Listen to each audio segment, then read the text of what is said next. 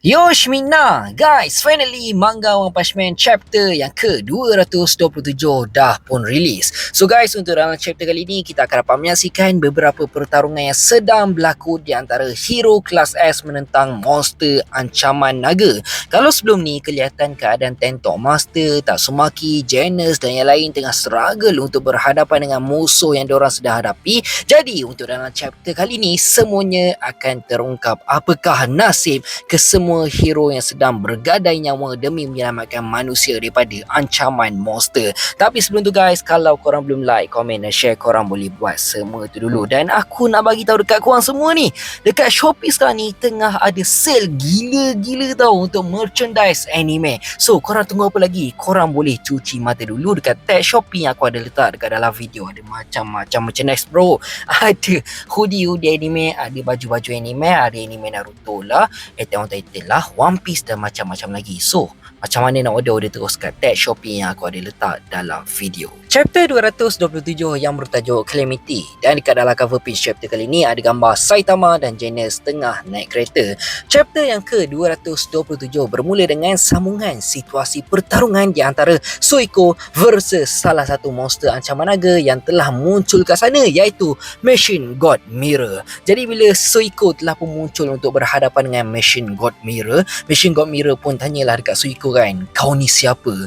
Kau ni tak ada dalam data aku. Kau ni mesti hero-hero yang baru. Tapi tak kisahlah kau ni hero yang baru ke apa, kau panggil King muncul sekarang. Aku hanya nak lawan dengan real hero je. Lalu Suiko pun terus dia suruh Machine God Mirror senyap. Lalu Suiko terus dia bertindak untuk berhadapan dengan Machine God Mirror. Jadi tak lama lepas tu bawa beralih pula situasi dekat Bandar N, yang mana Tentok Master sekarang ni dah bersedia untuk berkorban demi mengalahkan Heavy Smoker. Jadi disebabkan gas-gas beracun yang telah dikeluarkan oleh Heavy Smoker dah semakin tebal, Tentok Master pun terus je menggunakan satu teknik, iaitu Tentok Deep Breath untuk menyedut ke semua gas-gas beracun yang ada dekat sana. Dan tak lama lepas tu, secara tiba-tiba telah munculnya salah seorang hero kelas S, iaitu Flashy Flash datang membantu Tentok Master bagi untuk berhadapan dengan Heavy Smoker.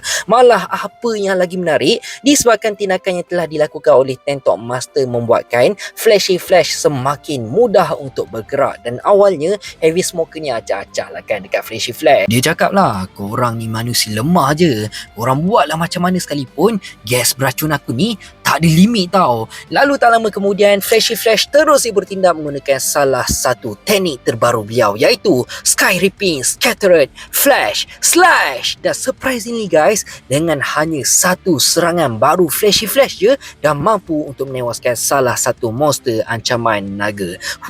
Dahsyat gila budak ni kan. Tapi malangnya walaupun kelihatan Flashy Flash seakan dah berjaya mengalahkan Heavy Smoker, tapi yang peliknya dekat sini, tiba-tiba gas beracun daripada Heavy Smoker semakin menebal. Lepas tu kita dapat tengok dekat satu adegan yang mana kelihatan Suryo sedang dalam perjalanan untuk memburu Garo, tapi dia still teringat dekat Saitama. Di hujung chapter bawa beralih pula situasi dekat pertarungan di antara Tatsumaki versus Aggregation. Monster yang tengah Tatsumaki lawan sekarang ni kan, dia seakan macam serangga yang boleh berpecah banyak tau. Awalnya Tatsumaki memang tak ada masalah langsung untuk fight dengan Aggregation, tapi somehow Tatsumaki dah hancurkan Aggregation macam mana sekalipun, tiba-tiba jumlah Aggregation semakin bertambah dan semakin sukar untuk ditewaskan. Dan chapter yang ke-227 pun habis macam tu je.